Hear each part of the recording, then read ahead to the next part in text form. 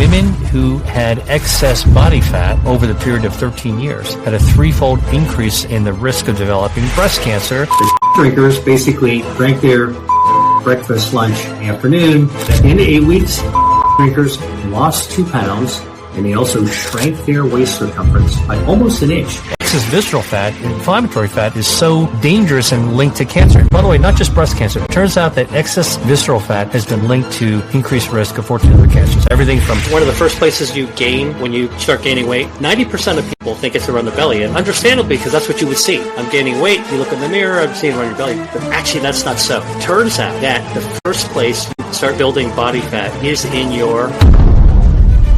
Activate our brown fat. Cold bath will do it.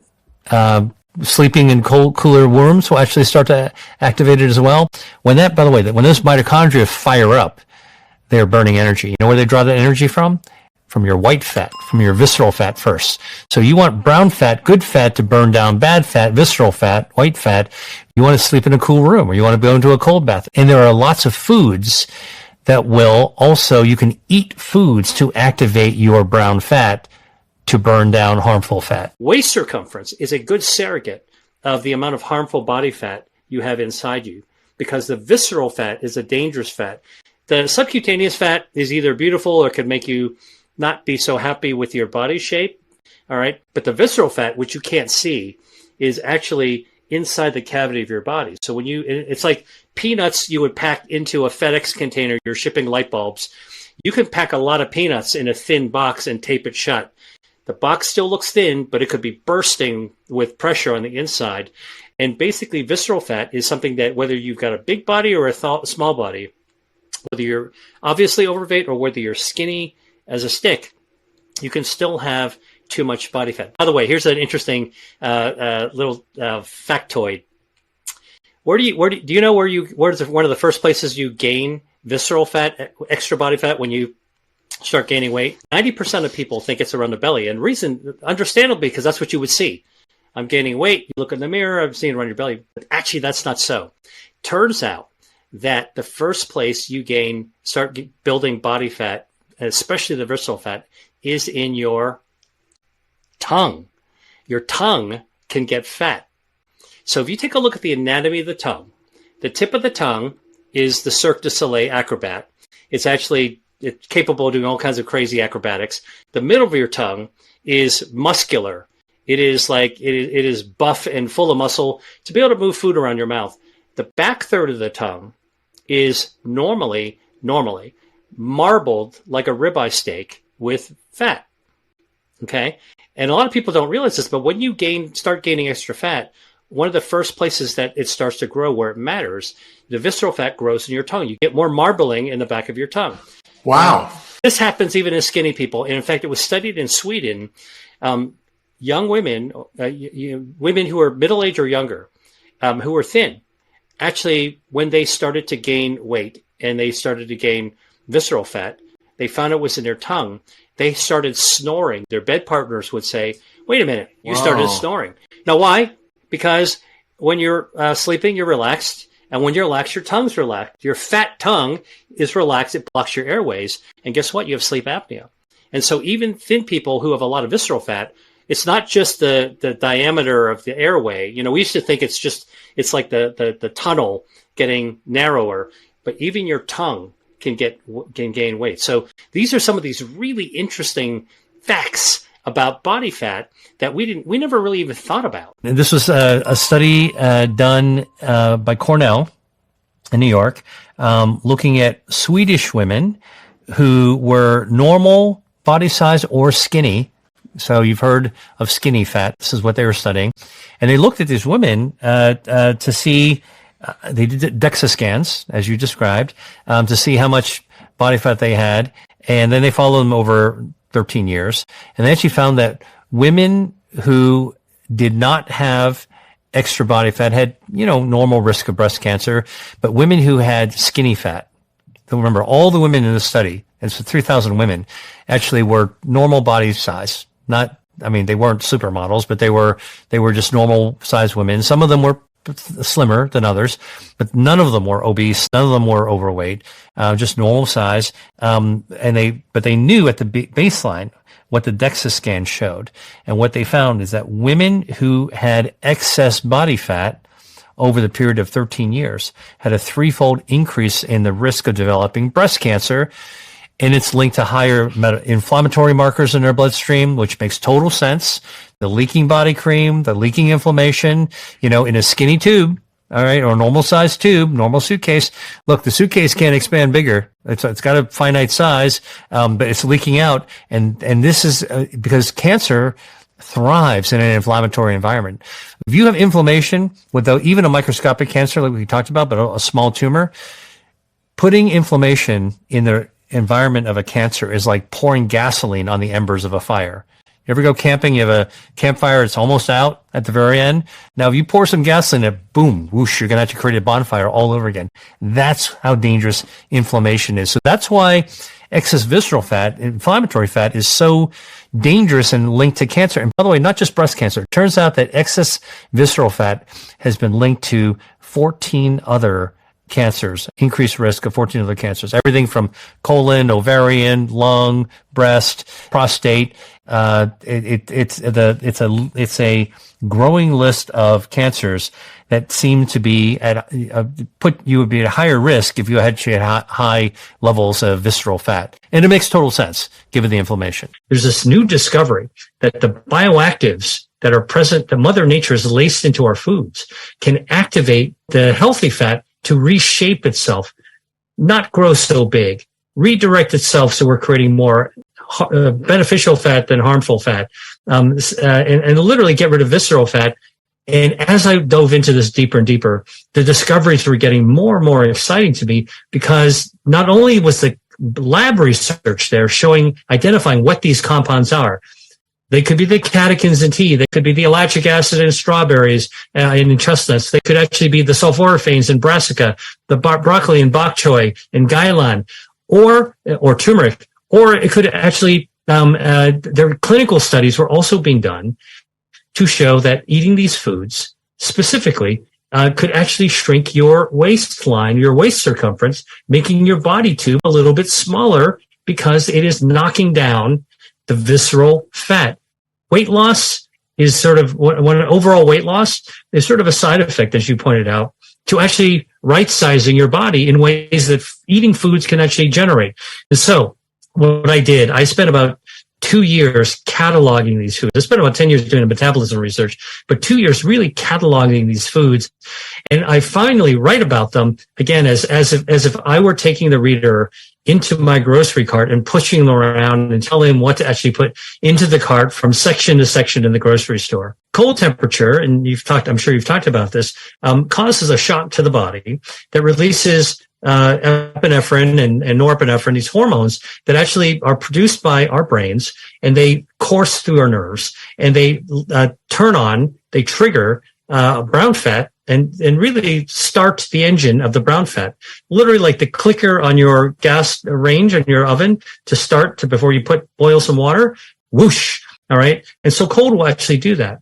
It turns out that one of the receptors is called the beta-3 adrenergic receptor. Beta-3 adrenergic receptor is a receptor for adrenaline, which is a shock hormone, a stress hormone, a fight or flight hormone. So brown fat actually lights up when you actually have a shock to your system, like a cold plunge. For those who want to do it, go for it, because that's actually how it works. It turns out that there's a bladder spasm medicine called mirabegron, because that also does the same thing, because the beta adrenergic receptor can actually be found on your bladder, all over your bladder as well. And in the bladder, it does something different than your brown fat. It actually helps your bladder contract, which you need to contract your bladder to pee. All right. But some people have a spasmodic bladder. It's contracting all the time. You get leakage and all this other unpleasant stuff. And so there have been medicines that have been discovered to actually hit the beta adrenergic receptor in your bladder to calm the bladder down. It hits the beta adrenergic receptor. Interestingly, researchers at the U.S. National Institutes of Health have studied that bladder medicine to see if they can target brown fat. And when they do, boom, it lights up the brown fat beautifully. And I show pictures of this. I've got permission from the researchers to show how this this mechanism can light up brown fat. Now, I don't recommend anybody to use medicines to light up their brown fat because the doses of the medicines that were tested were way higher than you would normally use for bladder spasms. So don't do that. But that's a setup to say, well, what else can light up brown fat with the beta adrenergic receptor? Well, it turns out it's not just the beta adrenergic receptor, but once you click that, once you tip that switch, after that, the next dot that gets checked in this cascade is something called uncoupling protein 1, UCP1. And that trigger lives on the mitochondria, which is a little organ in your cells, especially in your brown fat, that is packed. Our brown fat is packed with mitochondria, these little sub-organs in our cells. The mitochondria is the fuel cell. I remember when I was in medical school and I had to memorize everything. I thought of it as mitochondria because it's small but mighty. It actually burns fuel, creates a lot of energy. It actually creates ATP, burns ATP to create energy. Well, it turns out mitochondria have a lot of iron in it, naturally. Iron, when it's oxidized, is naturally brown. Lots of mitochondria, lots of iron, lots of oxidation. And guess what? That's why brown fat is brown. So for people wondering, why is brown fat brown? That's the reason. It's packed with this mitochondria that is actually a fuel cell. So anything that can activate the beta adrenergic receptor, anything that can actually turn on uncoupling protein 1, anything that can activate the mitochondria will turn on your space heater. And this is where foods actually come in, because beyond the cold, beyond the bladder spasm drugs, is a whole collection of foods. Produce, dried, canned, jarred foods, seafoods, and beverages that can actually turn on one or more of these processes. The tea drinkers basically drank their tea, sort of breakfast, lunch, in the afternoon. At the end of 8 weeks, the tea drinkers lost 2 pounds, and they also shrank their waist circumference by almost an inch. And that means that visceral fat got burned down. Click, click, click, whoosh. Green tea activates the brown fat. The brown fat burns down the fuel, burns away the fat. And guess what? Your waist circumference shrinks when you're losing excess body fat. This is the kind of thing that you can actually use to unpack your liver, unburden body fat in your liver. Now, in this study, the women who had green tea also had lower blood pressure. They had better fasting glucose. It's a sign of metabolic health. And they actually had better blood lipids as well, blood cholesterol. Now, these are all helpful signs that you're losing excess body fat and having a better metabolism. All right, this is going to be helpful if you want to, if you're battling with a fatty liver and you want to actually turn away from it. This is the kind of thing that you actually want to do, lose some excess body fat. Now, there was a similar study from Tehran University of Medical Sciences. They looked at 63 men and women, and these people, by the way, were between the ages of 35 and 65. So basically adults, okay, all the way up to, middle age, and they were overweight. And these people had type 2 diabetes. So they've had frank type 2 diabetes. And the study found that if you gave them, the people 4 cups of green tea per day over 2 months, okay, what happened is they lost 3 pounds of weight, okay, but they also lost almost 2 inches of their waist circumference. So they shrank like by 2 holes in their belt. Usually those belt holes are about an inch apart, right? So remember, the waist circumference is stretched by excess body fat, and it shrinks. You get a tighter belt, actually, if you shrink and lose your visceral fat. Turns out, if you are a tea lover, most people like green tea, but if you want to try other teas that are also effective, here's some good news for you. It turns out that you can improve your metabolism and burn down harmful body fat with matcha tea. That's the kind of bright green tea that you would actually get at a sushi bar, for example. And by the way, matcha is an exceptional tea because while green tea is like the tea leaves steeped, right? So you take the whole leaves, you put them in a bag, or you put a loose leaf, and all the good stuff, the polyphenols, the EGCGs dissolving out of the tea leaf into the water. With matcha, you take the entire leaf and ground it into a powder and stir that in. So you get the entire leaf. You get all the EGC, all the polyphenols, and you get all the dietary fiber as well. Good for gut health, good for metabolic health, helps you burn fat. And so matcha is another tea that's been shown to be fat lowering. Oolong tea is another tea. All right. And if you know what oolong tea is, you probably nod your head and say, hey, that's my favorite. Now, oolong tea is the kind of tea that you will often get in a Chinese restaurant. It is, not green, bright greens, doesn't grassy. It's got a little bit of an oxidized taste because it's slightly oxidized. It's not a black tea, not English breakfast tea, but it also still has EGCG, the catechin that actually helps you burn off extra body fat. Now, if you want to go dark, all right, English breakfast tea, Earl Grey, that's fine, but you really want to take it to the limit. There is a black tea called Pu'er tea, P-U''ERH, Pu'er tea. Pu'er is a small city in southwest China that originally developed this smoky fermented tea. It's a fermented tea, meaning it's got its own healthy bacteria growing in it. It's dry, all right, for a long period of time, and it was originally used in a trading route. So, these little bricks of fermented tea could travel long distances without spoiling. All right. Well, turns out researchers have found that Pu'er tea can actually shrink your waistline. It's got the EGCG, it's got the catechins, but it's also a probiotic tea that can also improve your metabolism. If you really want to fight body fat and raise your metabolism, you don't want to fear your food. You want to actually lean into it to look for delicious, healthy foods eaten at a modest volume and also eaten at the right time. So it's not just, it's obviously what you eat is important and how you eat is important, but when you eat can also make a difference. It turns out that, yes, oily fish are healthy because you get marine omega-3 fatty acids. But there was a study from Iceland that was quite surprising. They wanted to look at what the effect of omega-3 fatty acids were on body fat. And guess what? Turns on brown fat, helps you lose weight, burns away visceral fat so your waist size can shrink. And of course, they found it that eating salmon 3 times a week for 8 weeks will actually cause you to lose up to 15 pounds. All right. So that's a lot of weight. Yeah. Wait. Okay.